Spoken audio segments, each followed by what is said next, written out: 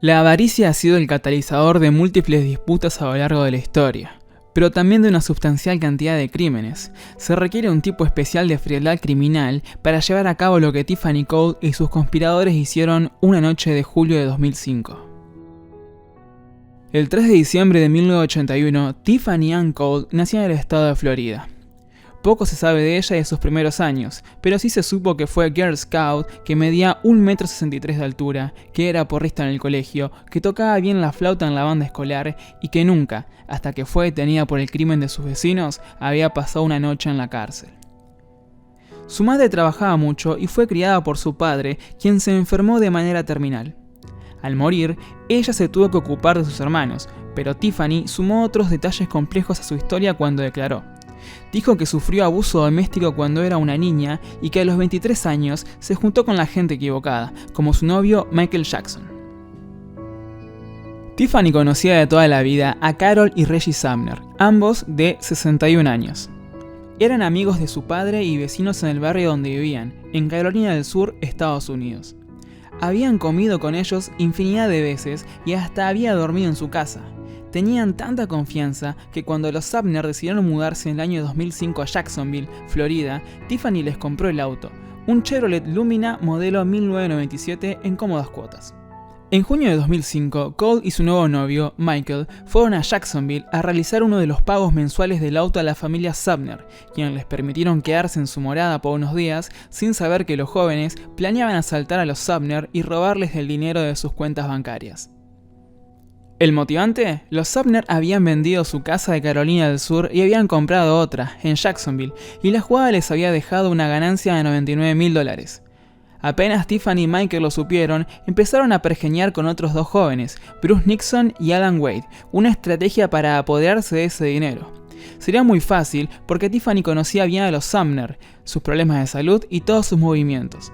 Tenían la información necesaria, pero por eso mismo supieron desde el principio que los matarían. Solamente pasó un mes desde la fecha anterior para que la pareja escuchara que llamaban a su puerta. 4 personas habían manejado hasta la residencia en un Mazda RX-8 alquilado previamente por Tiffany para evitar ser reconocidos por la policía con el Lumina que le habían comprado a las dos futuras víctimas. En total, los perpetradores eran Cole, su novio Michael, Alan Wade y Bruce Nixon. Los últimos dos fueron los que tocaron la puerta con la excusa de necesitar un teléfono por una emergencia. Los Sumner les dejaron entrar a su morada sin saber que acababan de sellar su destino. Nixon y Wade atacaron brutalmente a la pareja, golpeándola hasta la sumisión. Luego les ataron, les amordazaron con cinta y los echaron en el baúl del auto de las víctimas para, acto seguido, ir todos hasta las afueras de Georgia. El plan era simple, 2 autos, uno por delante con las víctimas y otro detrás con Jackson y Cole. Si la policía se acercaba a alguno de ellos, el auto trasero iba a romper el límite de velocidad para que los detuviesen a ellos y el auto de enfrente pudiera seguir con la misión. Al llegar, los datos bancarios y personales de las víctimas fueron sacados a golpes de puño por Wade y Nixon, quienes luego les vendaron los ojos para, acto seguido, tirarlos en una tumba y enterrarlos con vida lentamente. Pocas muertes pueden verse tan tristes y horribles como la de ser enterrados vivos lentamente con el dolor de la traición a manos de una persona en la que se confiaba. Y lamentablemente, ese fue el fin de los Sumner.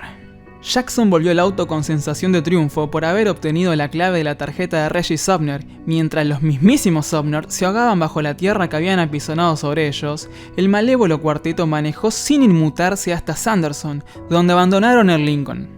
Los 4 siguieron camino en el Mazda que conducía a Tiffany. Al llegar a Jacksonville, pararon en un cajero automático ATM, sacaron $1,000 de la cuenta de Reggie y se dirigieron a un hotel donde tomaron 2 habitaciones. A la mañana siguiente, luego de comprar lavandina y guantes de goma, Tiffany y Wade regresaron a la casa de las víctimas para limpiar el desastre. Aprovecharon para llevarse también su computadora. Durante esos días, y sin culpa alguna, Tiffany y sus secuaces empeñaron las alhajas de Carol y siguieron retirando plata de la cuenta de Reggie. Festejaron su horrendo crimen gastando miles de dólares de los vecinos de antaño, alquilaron una limusina, tomaron champán y se sacaron fotos con puñados de dólares en sus manos. Lo destacable de este tipo de criminales es que a menudo suelen carecer de inteligencia, y este caso no fue la excepción al tomar en cuenta sus acciones torpes y desmedidas. El domingo 10 de julio de 2005, la hija de Carol de su primer matrimonio, Rhonda Alford, llamó a las autoridades para reportar la extraña desaparición de su madre. No podía contactar a la pareja y eso era algo altamente inusual. Ese mismo día, el oficial Vindell Williams reportó haber encontrado el auto Lincoln desaparecido de los Sumner en Sanderson. Cuando los investigadores llegaron a la casa de los Sumner el martes 12 de julio, descubrieron un extracto bancario que demostraba que ellos tenían una buena cantidad de dinero en el banco. Llamaron al banco y se enteraron de que grandes montos habían sido extraídos en esos días. Se izaron todas las banderas rojas. Algo muy raro estaba ocurriendo. El banco primero bloqueó las cuentas. Pero ese mismo 12 de julio, ante la imposibilidad de sacar dinero de los cajeros, Tiffany tuvo el descaro de llamar a la oficina del sheriff haciéndose pasar por Carol Sumner.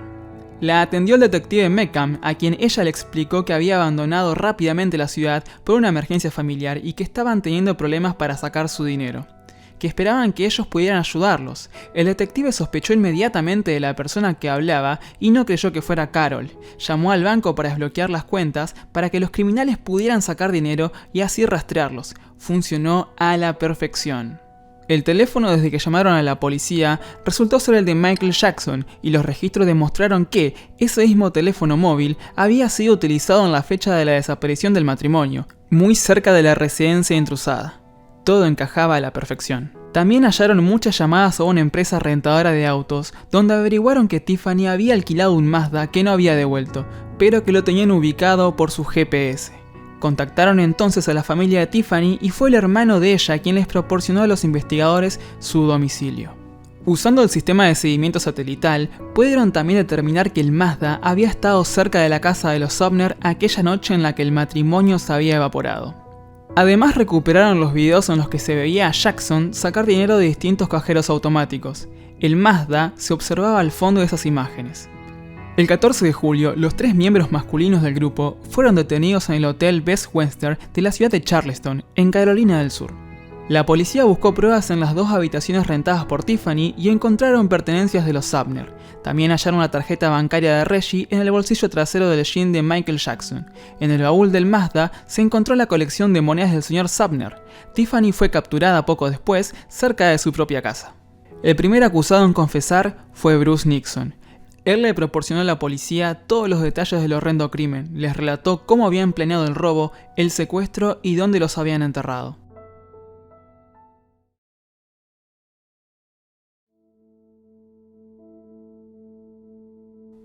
Cuando el equipo forense policial investigó la escena del crimen el sábado 16 de julio, descubrió la parte más desgarradora de la historia. La pareja había podido desatarse, pero al no poder desenterrarse, se abrazaron y murieron sofocados en brazos de la persona a la que amaban. Fue el Dr. Anthony J. Clark, médico examinador del equipo de investigación de Georgia, el encargado de las autopsias.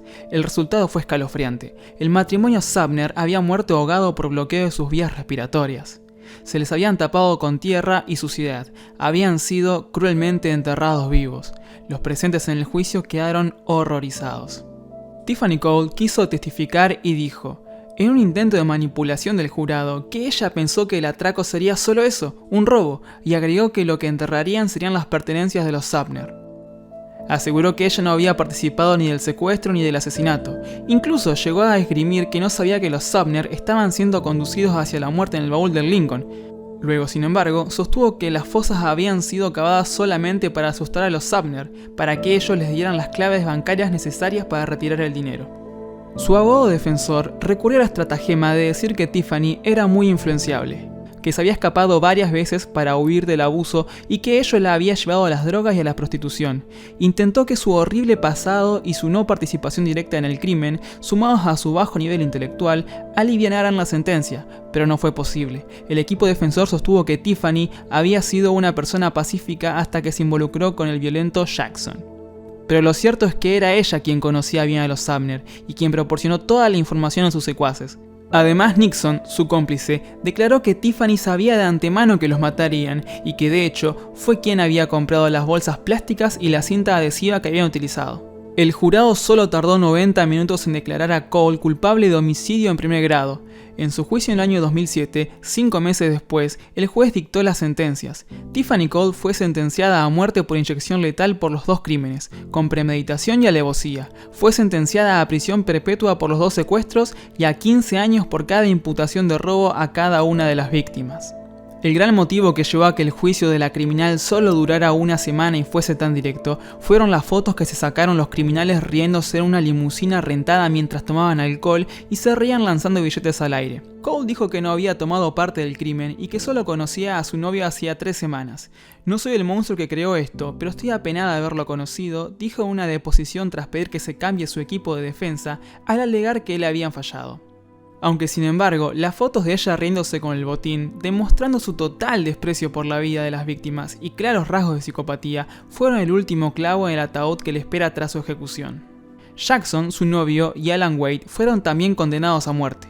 Bruce Nixon, de 18 años, quien había llevado a la policía hasta los cuerpos y testificó en contra de sus cómplices, se declaró culpable de asesinato en segundo grado y fue condenado a 45 años de prisión. Tiffany apeló la pena de muerte en 2010, pero la apelación le fue rechazada en ese entonces. Carol y Reggie pasaron en sus vidas por numerosas vicisitudes. Se habían conocido en el secundario de North Charleston, en Carolina del Sur, y habían tenido un breve romance veraniego. Luego, la vida los había llevado por diferentes caminos que los mantuvieron separados durante casi 40 años. Reggie se unió a la Marina. Luego trabajó para los ferrocarriles y para la compañía CSX Railroad. Carol, por su parte, sobrevivió al tiroteo de un marido violento y abusivo. Se reencontraron bien entrados los 50 años y renació el amor. Se casaron y sintieron que por fin habían alcanzado la paz y el sosiego. Eso parecía ser cierto, por lo menos hasta que conocieron a su vecino Cole y a su hija Tiffany y sus 2 destinos se cruzaron. Ella se convirtió para el matrimonio en algo así como una hija adoptiva. Fueron vecinos durante muchísimos años. Cuando los Sumner decidieron mudarse por la ciudad de Reggie, que necesitaba un clima más templado, llegaron las despedidas. Su Chevrolet Lumina lo compró Tiffany, esa chica que tanto querían en cómodas cuotas. Sería esa misma joven a la que habían visto crecer, la que terminaría con todos sus planes de una vejez placentera, calma y feliz. Cuando fueron enterrados, en su lápida, sus doloridos familiares escribieron: "Juntos para siempre". En una entrevista para el programa americano High in America Special de Diane Sawyer en el anexo del Instituto Correccional de Lowell en Maryland, Tiffany Cole expresó que a la espera de la pena de muerte, llamada Corredor de la Muerte o Death Row en Estados Unidos, ella y sus compañeras la llaman Life Row o Corredor de la Vida, ya que mantienen que decirle de otra manera es rendirse, por más que enfrenten una ejecución segura en el futuro. Cabe aclarar que en dicha entrevista se la mostró risueña y saludando a la cámara, contenta, enfatizando otra vez su incapacidad de sentir empatía. Ante la pregunta si sentía remordimiento por lo sucedido, no respondió.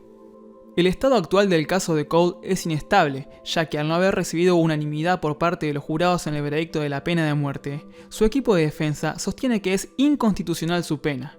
El estado de Florida se encuentra investigando su caso junto al de 149 criminales más hasta el día de la fecha. Hoy Tiffany es identificada en prisión por el número del centro de detención J3521. Ya tiene 38 años, de los que ha pasado presa unos 15.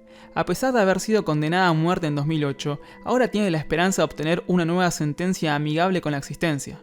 Una existencia que no es otra cosa que la vida, esa entelequia en el sentido más filosófico de la palabra, que ahora para sí misma valora tanto.